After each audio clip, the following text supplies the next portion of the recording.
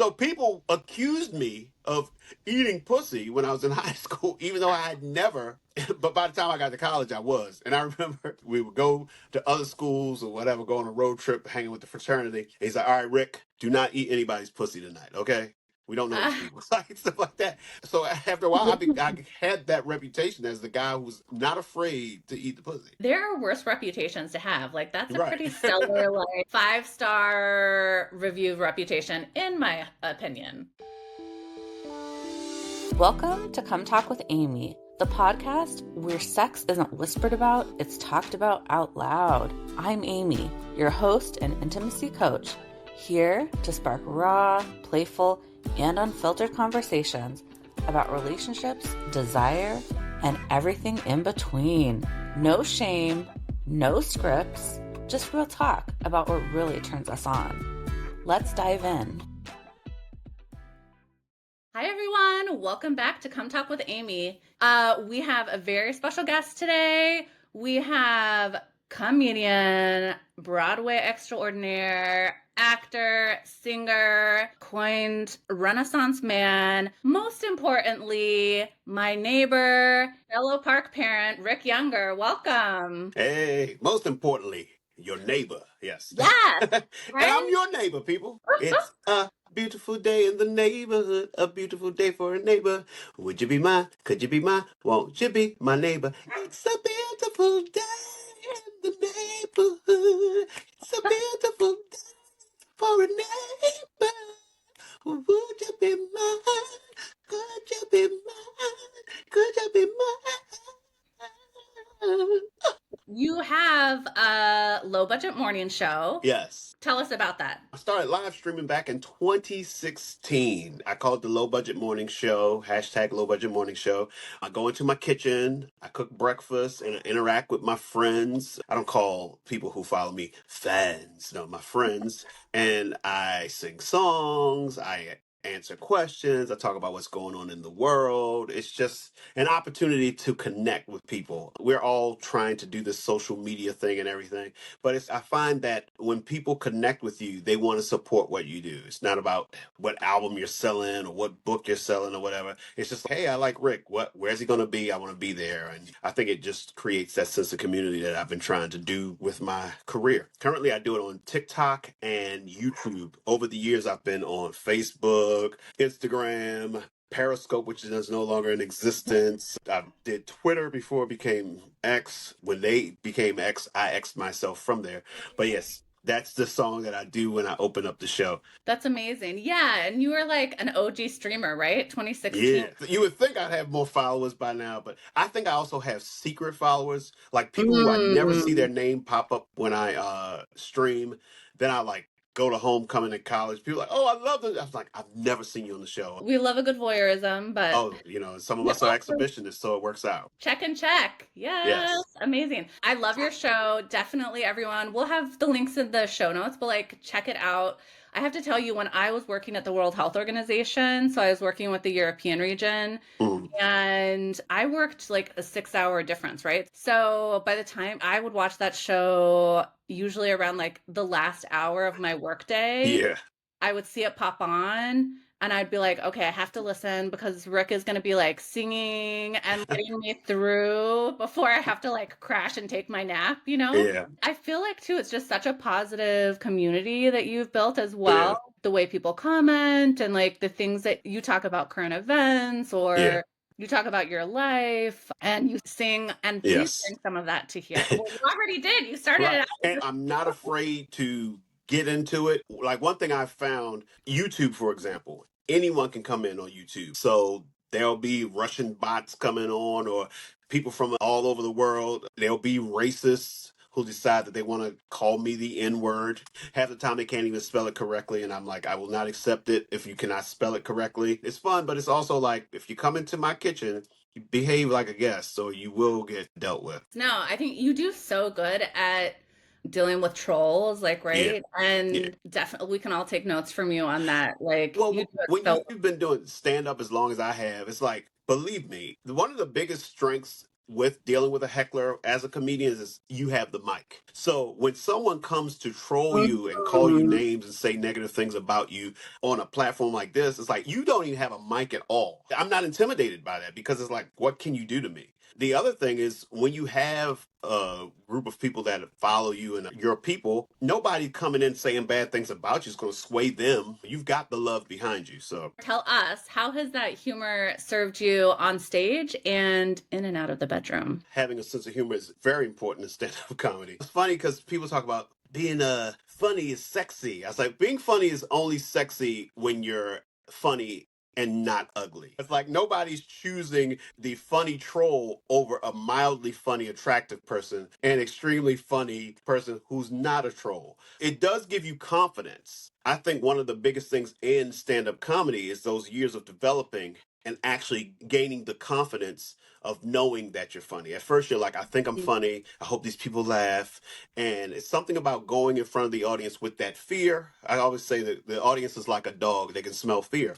You go Yeah. in front of them with that fear, doesn't work as well. When you go up at this point, I'm like, this is my opportunity to get some stuff off my chest. Hope you laugh. If not, I had my therapy session and I'm getting paid for it. That's how it's helped in stand up, but also it's like that sense of confidence. And when it comes to the bedroom or meeting women and stuff like that, it's like just that knowledge that I don't have to depend on my looks to be Mhm. appealing. I think it makes you that much more attractive. And if you are considered to be an attractive person and you don't sit around looking like, yeah, look at me, look at how sexy I am, you're able to talk and have a conversation, the humor comes out, and that's just like an added bonus. In the bedroom, it's sometimes funny things happen when you're in the bedroom. We don't talk about that enough, how funny sex can be. It's not embarrassing. Yeah, I always look at it like this, like dogs hump, and they'll like be humping the air. Every time you look at that, it looks hilarious. And it's like, when you think about it, it's like the actual physical motion that goes with sex. It's funny looking. If you weren't turned on, it Yeah. would look very funny to see two people just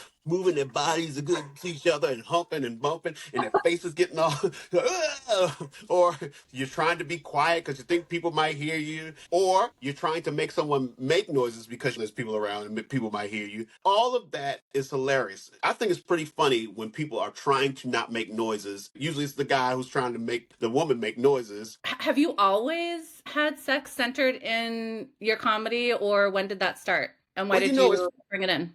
one of my first jokes, first time I ever went on stage, and I still have a little element of it in there, was I talked about how men love their balls. I have this song that I sing about, I said men love their balls so much. Like Lou Rawls wrote a song about his balls. You'll never find balls as big as mine, balls that care about you like mine do. I'm not bragging on my nuts, baby. There's no ifs, no buts, no maybes. You're gonna miss my nuts, girl. You're gonna miss my nuts, girl. You're gonna miss my nuts late in the midnight hour, baby. You're gonna miss my nuts, girl. You're gonna miss my nuts. And I had a whole little chunk of ball material in my first set.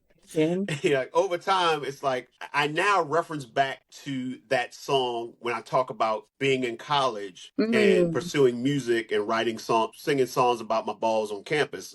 So that little kernel is still in there. But that's even amazing. from the very beginning, it had some sex was in it. Plus, when I started the whole Def Jam boom, you had to have something that was a little raw. And at the time, Mm. I didn't curse in my act. But now I'm like, I'm a grown ass man. I check with my mother. It's okay for me to cuss and talk about sex. And if my mother's all right with it, I don't give a fuck if you ain't all right with it. Right. I talk about things and whatever comes to mind. One of my bits that a lot of people really like is the one where I talk about the whole idea of men not really knowing how a pussy works. Brian McKnight put out a song not too long ago called If You're Ready to Learn. And the hook of the song goes, if you're ready to learn, let me show you how your pussy works. The fact that he wrote the song was hilarious enough to me. You are a man, you do not know how a pussy works. We got a Yes. few ideas, but we don't really know. And I was just like, every man is doing to your pussy what he thought worked on the last pussy he had. And if she doesn't tell him any different, he's going to keep doing that. That's where guys mess up. It's like, you can't tell them stuff. And it's like, because it worked or they thought it worked one time when they were 16, fingering the girl in the basement, they're like, yeah, this is how you do it. Like, dude, you're 56. By now, you should have learn something, but you're never going to learn anything if you don't listen. And something that I work on with my clients is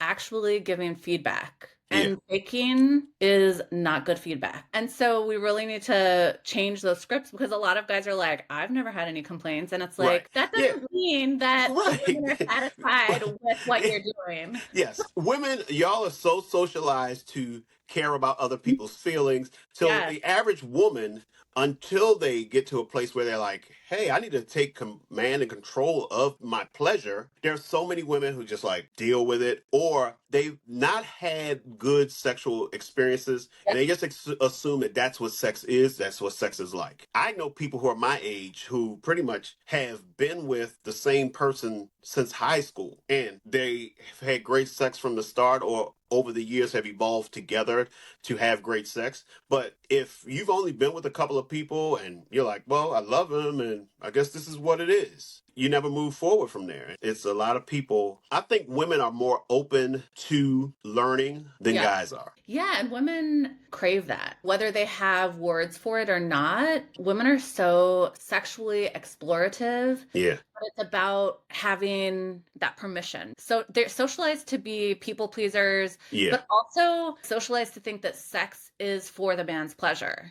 And I think we're all socialized, female, male, heterosexuals, that it is P and V, right? Penis and vagina. Yep. In and out, sex ends when the man comes. Also, another narrative, which is so shitty, is that sex is painful. It's normal to be painful for females. No, that is bad sex. Or is something medically going on, possibly. Yeah. And women, I feel like you guys have more meaningful conversations with each other about sex. Guys, conversations about sex is, did you hit that? Right. Women, y'all will talk about, so what was it like? And, and you're more open to be like, guess what I discovered the other day? Guys jokingly talk about masturbation, but women, y'all will talk about masturbation. Guess what I got today? And guess what I discovered? You should try this. Guys are not like, hey man, the other day I used olive oil instead of baby oil. Right, And we're not sharing any of the details with each other, and we're not learning from each other. So many of my colleagues are like on a mission to change that. Also, like there's a lot of people that have no one to turn to. I know that was for myself. I didn't have anyone to turn to be like, is this normal? Is this not? I was having very unsatisfying sex for a long time. Yeah. And it was actually, I remember in a ladies group that I was in, a woman's group, somebody talking about a vibrator. And then I had a conversation with a guy friend who's like one of my besties, and he's a doctor, and we were talking about sex. And it was the first time that I like opened up the terrible sex I was having. And he was just like, that's not normal. Like this, not that I want to say normal. I try to stay away from that word, but like he was so concerned about my sexual pleasure. I got off that phone call, texted the friend, and I was like, what was the name of that vibrator? I bought it that night. And it's like my favorite vibrator. I may have used it today. I don't know. Those conversations are so important to have. Yeah. And so many of us don't have safe spaces to have those conversations. And it works on both ways. And like, I love that you're bringing up too, that like when women do have a safe space to talk about it, they have a little bit more permission, or the way that they're going around it is helpful, right? And building that kind of community. Whereas men, often it's more like what the masculine perception of how they're supposed to operate in society that's doing I feel like a a lot of disservice. men don't have a good role model. Yes. It's like in retrospect, I look back on my upbringing with my father. I don't even know how it came up, but I remember one time he said something about playing with yourself, as we would call it when we were younger. And I was like, offended, like, no. He's like, it's yours. You can do with it whatever you want to do with it, I love and it's that. like, to think back that a father back then would say something like that. He let me know it was okay back in the day when guys, the thought of oral sex was like disgusting, and especially in the Black community, only white guys do that. And my brother was like, oh no, so I had men in my life, my Uncle Tony, who were like, yo, you got to do that. You got to, basically like, you got to make the woman happy. Thank you, Uncle Tony. I felt it was more important to have the approval of these guys who were in my life. And my father, my uncle, they were cool guys. So it was like, I wanted to be like them. And so I remember being in high school and expressing those types of things. And people were like, Rick Young is nasty, and I remember, and I didn't have sex until senior prom. I went through my whole high school life without having sex. But whenever the whole concept of oral sex came up, I used that, I said, I haven't done it yet, but I'm definitely going to. So people accused me of eating pussy when I was in high school, even though I had never. But by the time I got to college, I was. And I remember Uh-huh. I have a That's frat brother, Jay, amazing. who he was like, all right, we would go to other schools or whatever, go on a road trip, hanging with the fraternity. And he's like, all right, Rick, do not eat anybody's pussy tonight, okay? We don't know these Ah. people, like stuff like that. So after a while, I had that reputation as the guy who was not afraid to eat the pussy.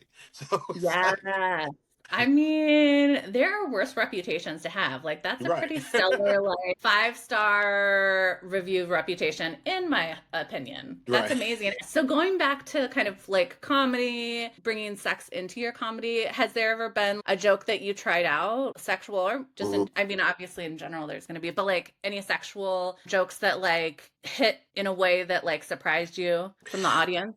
Well, I've actually said this. I don't do it every time I perform. I have this joke where I talk about anal stimulation. I say that I enjoy anal stimulation from a small fingered woman. And it's like the reaction it gets because I've been on shows where guys act like getting their nipples sucked by a woman is gay. I'm just like, some of you people are like really telling on yourselves about how bad your sex life is by what you consider to be nasty. So I've been Mhm. surprised when I'm in environments where it seems like everybody's so repressed. But that pushes me to say things like that because I don't give a fuck really. But I'm just like, But I've never been one of those people who wants to be liked by the crowd to the point where I will hide parts of myself. I'm just kind of amazing. like, I just kind of know that you and I will not go out and try to meet women together. It just boggles my mind the way that people, that homophobic nature that people have where they're like, this is how it's done. Like you said, P and V, Yep, the D and the P, D and absolutely. the P. It's like, it's so boring to just, this is the one thing you do. And maybe she sucks your dick. I'm Yeah. not eating that pussy though. I want to feel good. And here's the thing. Most guys do want to feel good, but they're sometimes ashamed to admit it. This is something I've actually said Mhm. on stage. I said, men are victims to their pleasures.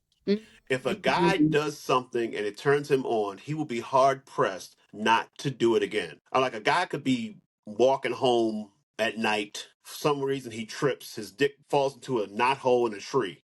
And he tries to pull it out. If he busts a nut trying to pull his dick out of that knot hole, he's going to walk down that street again tomorrow night and try to trip over the same piece of concrete so that his dick lands into that knot hole again. He'll act like it was a mistake each time, but most guys are like these ideas about what is the right way to do things, what's the heterosexual way to do things. That's why so many people are closeted or like was Yeah. checking out this whole Diddy thing. I haven't even gotten deep into it, but when that all came out and all the different things that were being said and homophobic backlash to it. It's like if some of the things they say he did and it was consensual and it happened between him and a guy, whatever.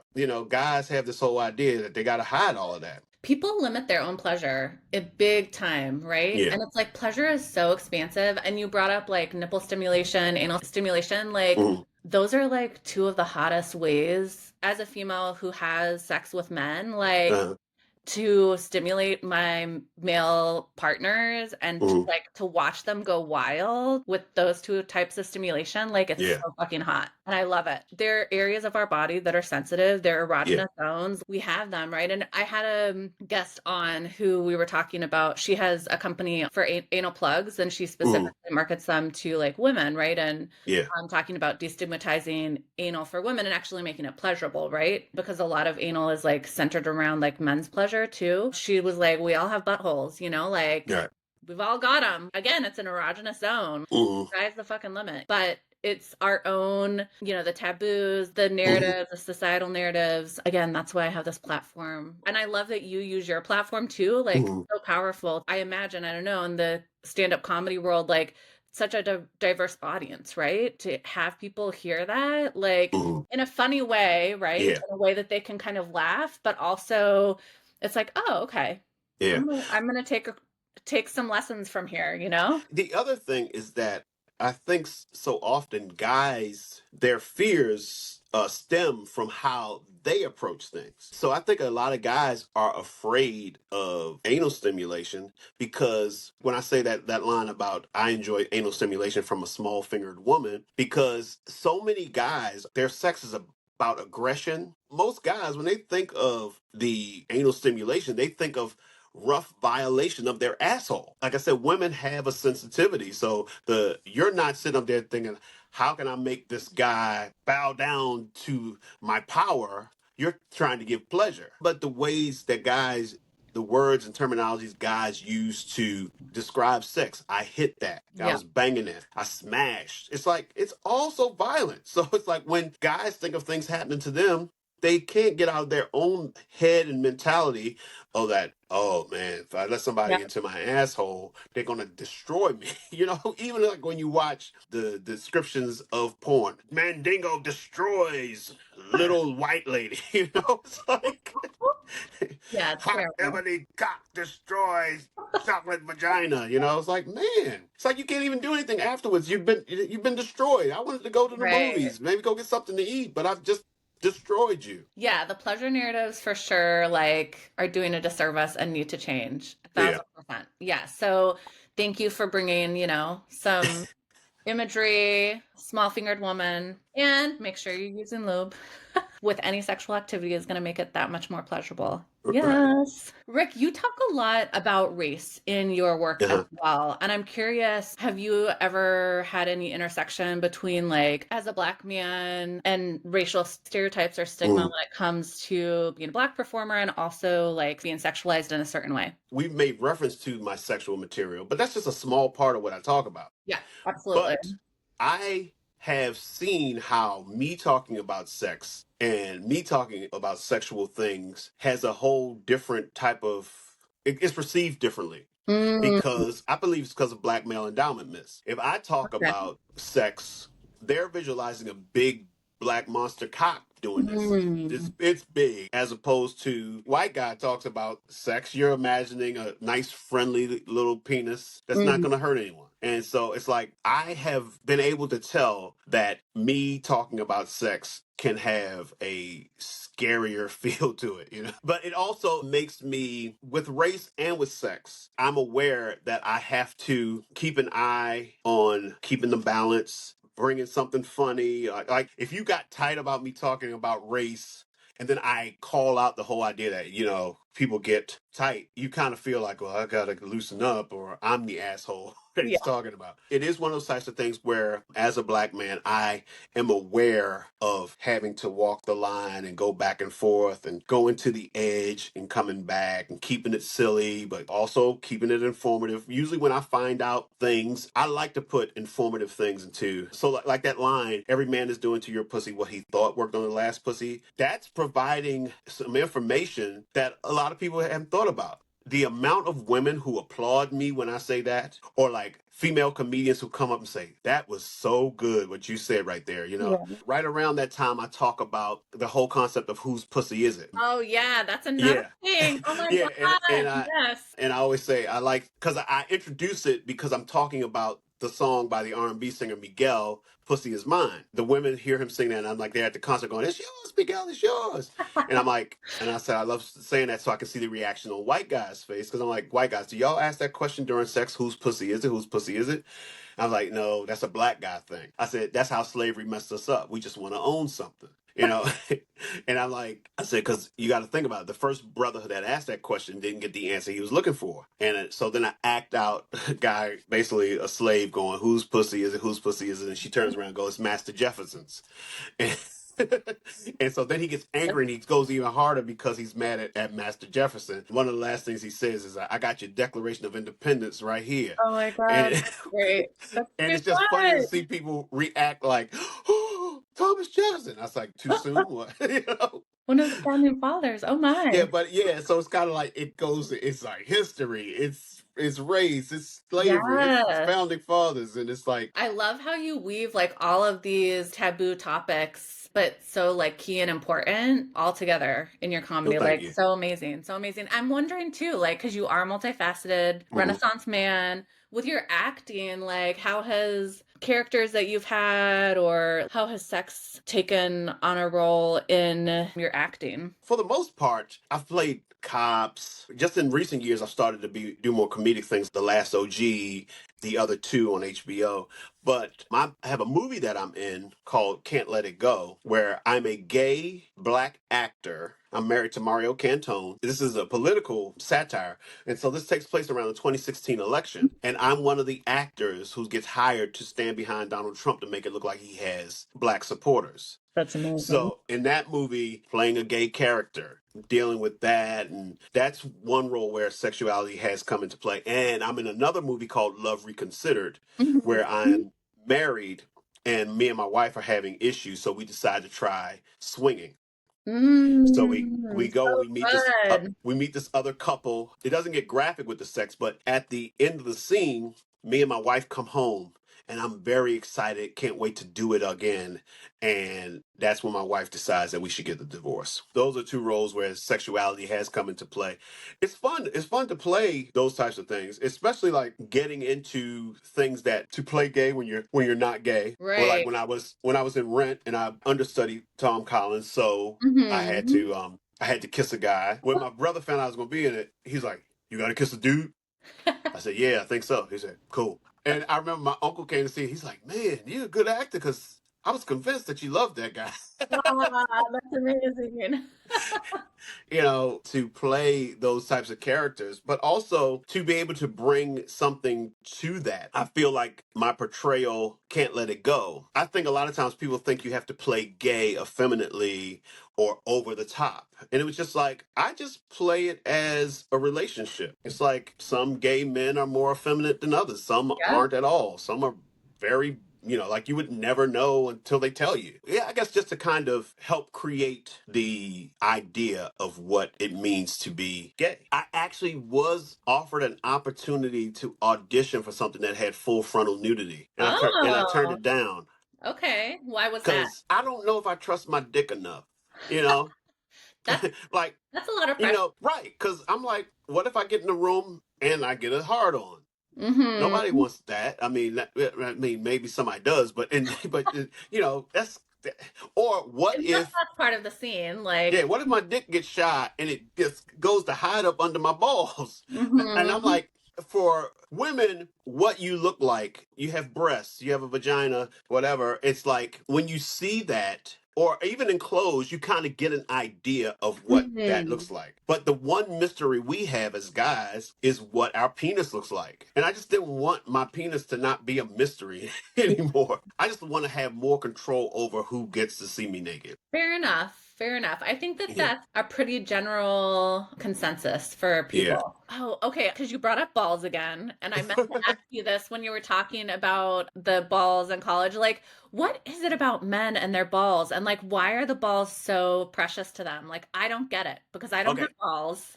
Balls. Okay. I'm glad we had this conversation Yes. or having this conversation. Nobody has ever said, "Ooh, what a handsome set of balls." Or Yeah. no one is ever going back to their girlfriend and saying, "Girl, his dick mid, but those balls were amazing." In the midst of all of this, they are so important for life. We are Really? all here because of balls, but they are very sensitive. And I'm telling you, the pain, like thinking about it, my legs are crossed right now thinking about the pain that comes if you just graze balls. It doesn't even have to be a full-on hit or the delayed pain of the balls are grazed. You think, oh, I'm good. And then, ooh. So there's, you know, so balls have they're multifaceted. We're just very aware of protecting them, but also they're funny looking and all this other stuff. It's going to get a laugh if you got a ball joke. For us, it's that unique thing that we have that I think it also for us has that parallel to for women. Y'all have two breasts, we have two balls. There's a lot going on with balls. Some guys even go up to each other and punch each other in the balls. Yeah. I don't hang with those kind of guys because I have sensitive balls. Okay, I'm just gonna put us balls are sensitive. Mhm. I don't even like like women to play with my balls. It's a very thin line from doing something that feels good to it actually hurting. Some guys enjoy it. I don't. It takes my mind away from what's going Mhm. on. I will lose an erection if you start messing with my balls because I'm afraid that at some point you're going to hurt them. I do not go near balls unless I'm given the okay. Because Yeah, like yeah. that is dangerous territory Like, to get away with my balls. Everything is, go for it. Don't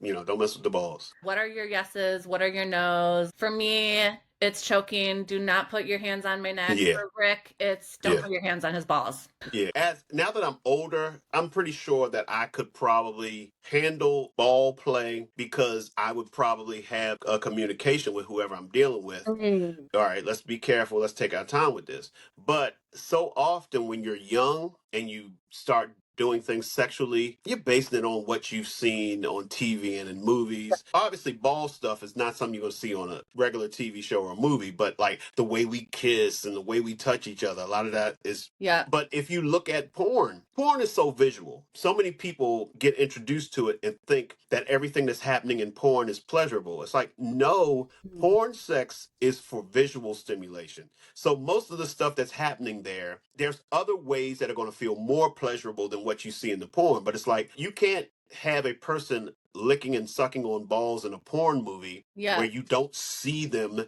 visually doing it and looking like they're enjoying it so much. But that would hurt in real life a lot of times. It's a snippet. One, they have a whole production crew, right? Yep. Watching. It is, scripted for the most part, Yep. know what they're going to do, except for ethical porn. Like you have a crew, right? That's all Hmm. there in the room. It's like like movies too. Like you Yeah. be part of the story. You're not seeing the laughter. Like they're cutting that out, right? Like the Yep. funny moments that we were talking about. And also like needs to be digestible. So there's certain angles you're seeing. You're not seeing what's actually happening in a full bedroom, what pleasure actually can look like for people. So Yeah. A few years back, I decided that I didn't want to watch porn anymore. And I actually talk about this on my second comedy album. I watched a couple of things that made me aware of what goes on in the porn industry. The movie Lovelace, which talks about Linda Lovelace, the star of Deep Throat, and how this movie, which was the most profitable movie ever made, where she basically made like $500 and everybody else around her got rich and made a lot of money. Not only that, she basically was pimped into the movie by her then husband, who took the $500, so she didn't even see that. So many women are in that situation where they're not even choosing to be in the movies, but someone has forced them to be in it. Or there are women who are there because they choose to be there, but they have other issues that make them make that decision. You're thinking you're watching two consenting adults, and you're not. That's when, you told me about ethical porn, because you're like, there are ways to find porn that basically vets the situation. And so you're seeing. shout out to the low budget morning show because you were talking about porn on there. Right. That's how it came up, because I said something about not watching porn because of that. And then you said there's such a thing as ethical porn. Porn is such a hot topic. It can be such a sensitive topic, right? And Yeah. I feel like I personally feel one, it's subjective. It depends on the person and your situation too. But like I think that there can be like some really great things about it. But for myself, I'm like, I'm gonna watch ethical porn. Like there's Mhm. different parameters around it. But yeah, I think where it can become dangerous is when that so many people like that's the sex education that they get. It's limited to porn and like underline red like marker limited, right? Like Yeah. that is so limited if that's what you're basing your sex life off of. Yeah. And believe me, we can tell when we get in that Yeah. bedroom with a person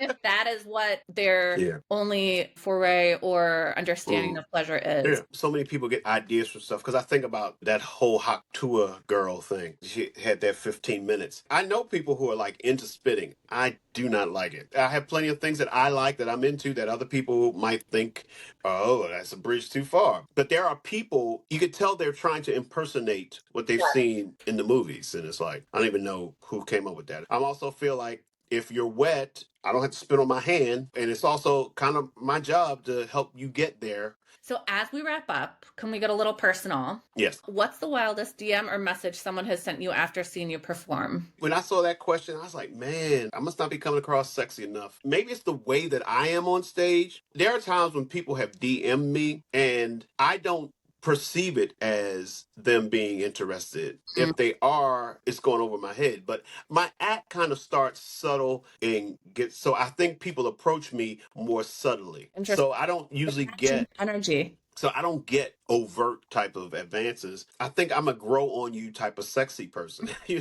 Like I think when you first see me, you might think, oh, not a bad looking guy. Then you get to know me a little bit. It's like, it's kind of cute. It's like, Right. it takes a while before you're like, Rick is sexy. It's way down the road. And by the time they figure out that I'm sexy, they even just like, oh my goodness, I had no idea that I was going to think you were sexy. I think you need to start leading. I mean, you have a girlfriend now, but like start Mm. leading with like the whole like I eat pussy. I should open up with the dick jokes and work my way back to the Yeah. clean stuff. Yeah, start with the pussy, not the dick, and Right. you'll be golden. Like you're getting all of those DMs. Has there ever been like a moment on stage or in acting where it was not romantic and Mhm. like it became a little bit more real than, not that you're going to tell us. I'm sure that's a card you're No, trying to keep. But well, I'm going to ask the question. well, yeah. See, well, with me, when I was in Mean Girls, I played Mr. Duval. I'm the principal. I Right. was older than the rest of the cast. So it was like that those kids didn't think I was attractive. If anything, they called me Unk after the show. I eventually stopped doing the stage door because it was uneventful for me. I would be getting dressed to leave the show, and I would hear the fans screaming as each member of the cast would come out of the door, and I'd go out and it'd be like a pause before anybody even was like, oh, that's the principal. Oh, yeah. Like, It was they think it's a family member. the parents of the kids who were there to see Regina George and the Plastics, Uh-huh. who were like, hey, that's the principal. Or like, hey, you want to take a picture with him? The mother would want to take a picture with me, but the kids wouldn't, I Yeah. mean, let's be honest. I think that you can open up to us about you and Mario Cantone. Like, it was probably spicier than you're leading on. Mario is married to a black guy. Mm-hmm. So it was like, it's just kind of funny. It was like art imitating life. We had a great chemistry. Two comedians. We had the cast and crew cracking up. It's like people were just watching our scenes because we do the script, but then we like veer off and start improvising. And it was a lot of fun. Every time I see him, I said, that's my husband right there. I love that. You guys have like a good chemistry. Rick, thank you for bringing us behind the scenes. This has been fabulous. It's so fun to have this conversation more than just park convos with you. Right. So we love to come to completion here on Come Talk with Amy, Mhm. which is AKA a rapid fire round. How do you feel about that? I love lightning rounds. Yes. Okay. I always have to get consent, it's the intimacy. Consent is important. All right. So you're going to choose one: lights on, lights off, or full Broadway spotlight. Lights on. I like to see what's going on. I want to look into your eyes. I like to see stuff, and I want you to see stuff. And I like a person who likes to see stuff too. Fabulous. And you mentioned a little exhibitionism. Oh yeah. Or maybe yeah. you lean a little bit Broadway spotlight too. I'm just gonna. Yeah, a little bit. I'm like, if you catch me, I'm not gonna stop. I might look you dead in the eye. Don't make it awkward at all. Yeah. It's like, you shouldn't have run. You shouldn't have walked in here. I've had sex in front of people before. I'm a total like voyeur exhibitionism. Yeah. Exhibitionist. Okay. So improv sex or fully blocked choreographed sex? Improv. I'm an improv performer and I like it to be spontaneous. I like, hey, maybe you're just coming out of the shower and you think you're going to get dressed for the day. And I might just pull you over and eat your pussy. I don't know. It could happen. Maybe it did happen. Maybe it happened last week. Who knows? I love it. Okay. Slow burn, fast laugh, or we'll see what happens. Slow burn. Just like I described how I gradually grow on you. Just like I said, like I come out on stage and I start slow and I build up. I think slow burn is like the common theme of my life. All right. Rick Younger, slow burner. Okay, moaning in your ear, laughing in your ear, or singing show tunes in your ear. Oh my, can we have all three? And I would prefer, and I would prefer the songs to be more soulful, old school R&B. What's your favorite singing tune in the ear? The soul tune. Soul tune. Guess we're gonna have to go with some Marvin Gaye. Not like Let's Get It On, but something probably from that album or that I Want You album. Dreamed of you this morning, then came the dawning. I thought that you were here with me. If you could only see how much I love you, you'd want to trust me. Yeah. All my dreams, I was Woo! loving you. Yeah, because Marvin Gaye has a song where he basically talks about performing oral sex. It sneaks up on you once again, like the slow burn. It goes, I Mhm. know how to touch you, heat you up, my dear. I know how to touch you, give you that feeling, heat you up, my dear, so that your mood will be revealing, baby. Soon as I know I've got you willing, baby, I'm going to give you some head, baby. I'm going to knock you right out, woman. Yeah, I have to sing it to remember the lyrics. It's like you're right there, the head part comes, you're like, whoa, I didn't see that coming. And the background vocals is going, give you some head, give you some head. Really? Yes. Oh my God, I'm gonna listen to this song. I think it's called All My Love Inside is the name of the song, but I got to make sure because that whole album, I Want You, is just Yes. straight up, I Marvin want you. Gaye, a very smart man, giving Yes. the head before he gives all of the love Yes. inside. He knows how to touch you, give you that Yes. feeling. Ooh, Heat you up, my dear, so that your mood will be revealing. As soon as I know I got you ready, guess what's gonna happen? Give you some head. very wise, very wise. A few more questions. If comedy were a sexual position, which one would it be and why? The screaming Viking. No, comedy were a sexual position. Oh man, hitting it from the back while holding the breast in a cupped motion. Okay. You know, you get the hump in, which by itself, if you take away the other person, it's hilarious looking, but it feels oh so good. Which Yes, is yes. comedy in a nutshell. I love Hilarious and that. feels so good. That's amazing. Okay, last question. What's sexier, a perfectly timed punchline or a perfectly timed orgasm?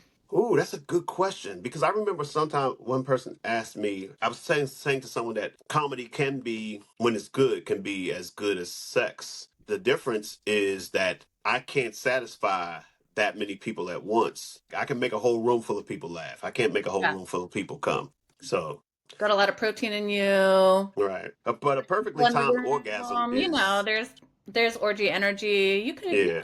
I believe in you. A perfectly timed orgasm is just a wonderful feeling. You know, Mm. perfectly timed. But sometimes you don't have control over that as a man. Not every woman can come from penetration The majority to can't. find other ways to reach climax. That might have to be more coordinated. Yes, absolutely. So, And another hill that I will die on as a sex coach is orgasms happening at the same time in a mm, heterosexual situation. That's rarely a thing. And we can accept that and like expand our pleasure by not having that. But it is amazing when it happens. But it usually is when somebody who is in the 20% of women like me who mm. can orgasm with penetrative sex. Yeah, it's Rare, rare. yeah, it's like you said, it's not as if it's only 20%, I definitely have a better average of making people laugh than 20% of being able to make a woman come from penetration. Yeah.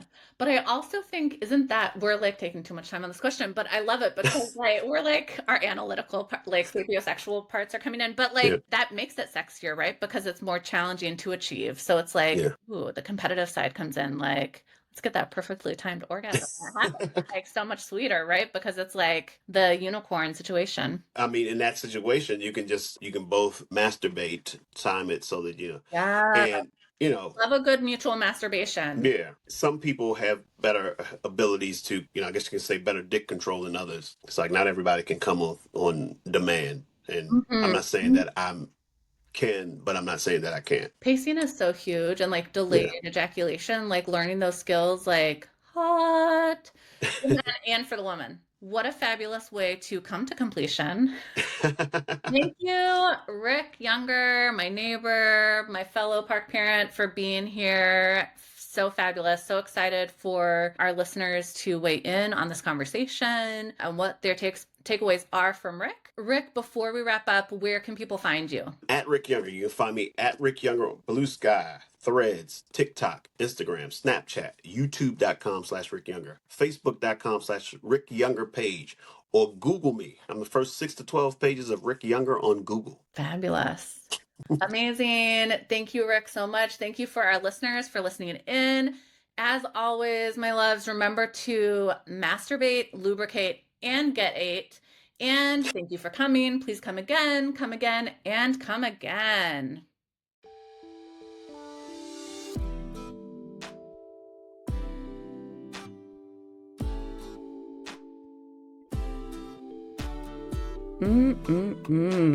That's all for today, lover. Remember to masturbate, lubricate, and get ate. If you liked this episode, share with a friend, like, subscribe, and as always, thank you for coming. Please come again, and come again.